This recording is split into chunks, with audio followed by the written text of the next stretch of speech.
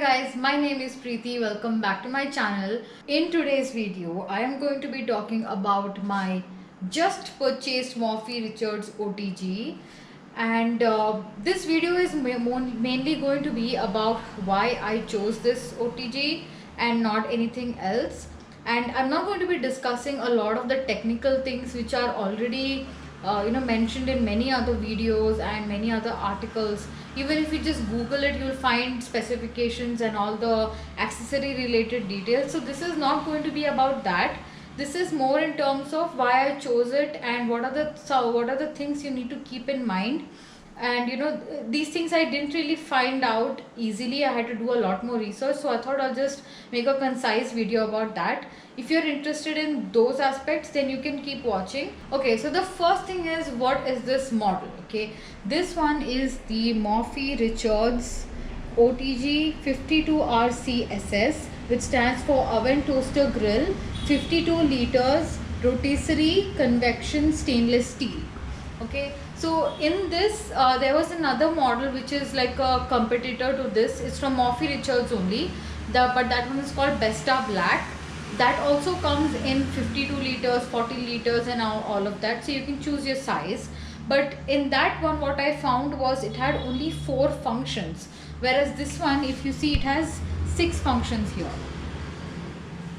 So that is a difference I found. So I thought, and the price difference was very minimal, so I just thought I'll go for this one which has 6 functions. So that is about the difference between the Besta Black and this one. Also, the Besta Black is made of a slightly different material, I feel, because this is stainless steel and that one is made of something else. It is completely black. So I'm not sure of the material, but mainly I feel like these two are the differences. In terms of accessories, they all come with the same accessories. The other brands that are usually like a competitor to OTGs is Bajaj.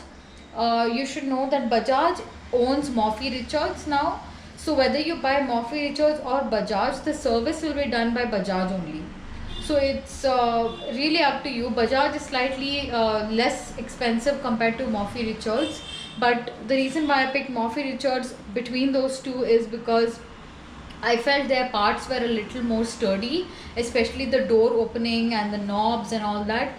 Bajaj just felt a little bit flimsy, so I was not sure. I'm not sure if anybody's had issues with it before, but it's just my opinion that Morphe Richards felt a little more sturdy. One thing you need to remember when you buy an OTG like this is that it does not have any LED digital screen that shows you the temperature and the time. So if you see this one, if you had to select a temperature, for example say 177 degrees, it would be very difficult for you to find that because there's 160 here. Sorry, my camera keeps going off, so I have to keep touching the screen. So you have 160 here and then you have 200 here. So now to find 177 is very difficult. Because of this, I would suggest that you get yourself an oven thermometer. Here, this is the one. I just picked it up from Amazon, so I will give the link below. I'm not sure, this was the best I could find, the one which had good reviews.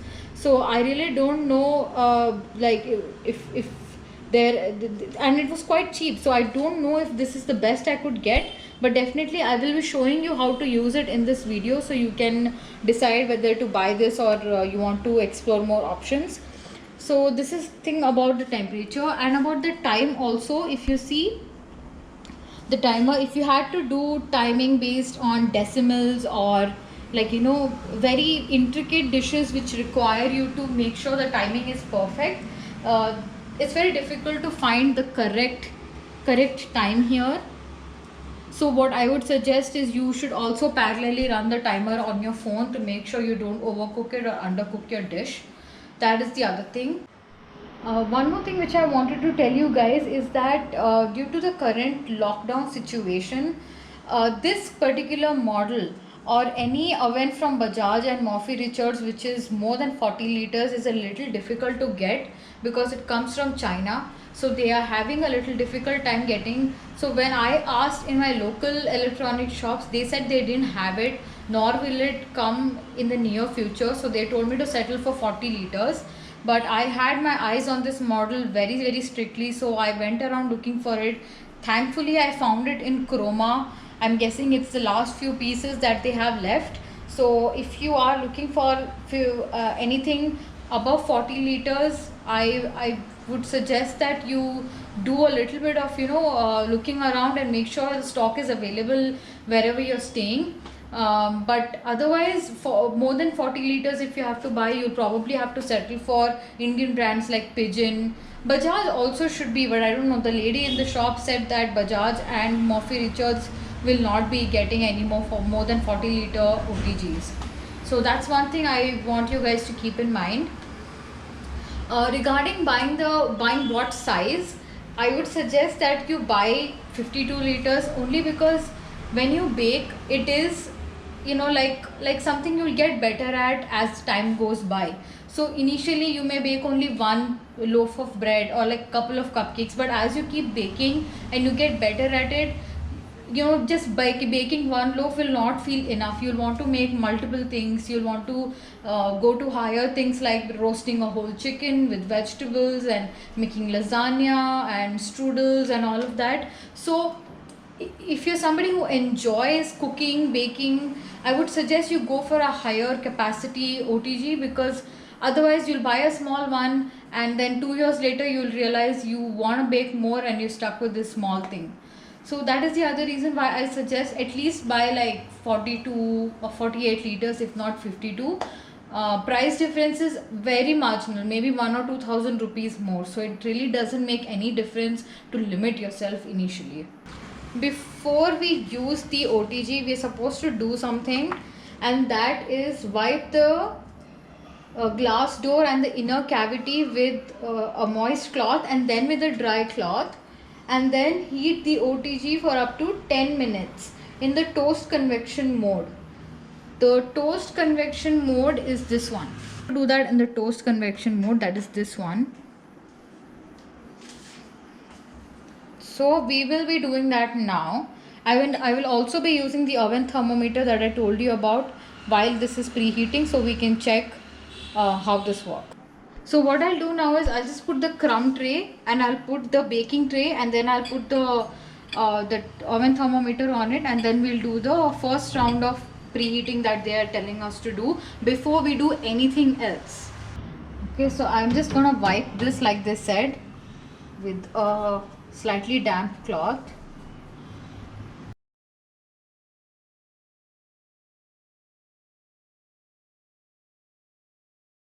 Then in the same cloth I have a drier side. I'm just going to use that to wipe off any extra water.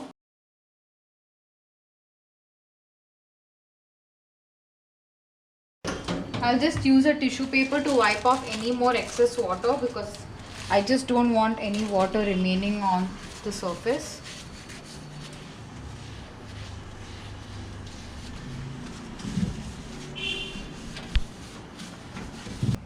There is a rotisserie, there's a light to hang the rotisserie rod here. This one's really sharp, so be careful when you're wiping it. Just make sure you don't leave out any pieces of paper inside, because paper, cardboard, all of these kind of materials are strictly not allowed inside. They will cause hazards. So I have put the crumb tray here and I have put one baking tray here, and I will also keep the oven thermometer at the center. I would suggest keep it at the center because on the sides there are chances that the temperature will be more, because that's where the heat is coming from, so you might be misled. So keep it at the center where the food is going to be, and let's hopefully it will not cause a fire today. Okay, so guys, one last time I'm just showing it to you. We will be using this oven for the very first time now. We just got it from the store and we haven't used it until now. We just unboxed it for this video. So I have the crumb tray here, and I have the baking tray and the oven thermometer, and I'm just going to follow what it says in the manual, which also I'll show you the pictures of the instructions. So I close this, the oven is switched on. Now we have to place the knob in the toast convection mode, which is this one. Okay, so we go to this, and then we have to heat it up on 200 degrees for 10 minutes. ठीक है, 200 degrees here for 10 minutes. Okay.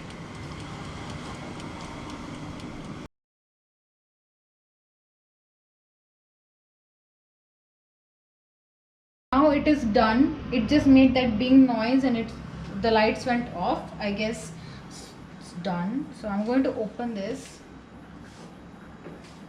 and there you can see okay, it's really nice and hot.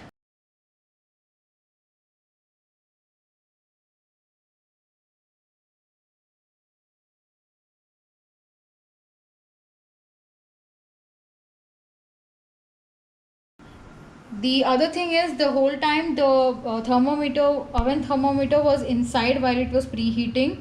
So this is completely intact. The glass is not broken, neither is there any damage to the steel part. So definitely I think you can use the link to buy this particular thermometer if you want to use it in your OTG. And the other comparison that I wanted to show you was the size of this versus the IFB.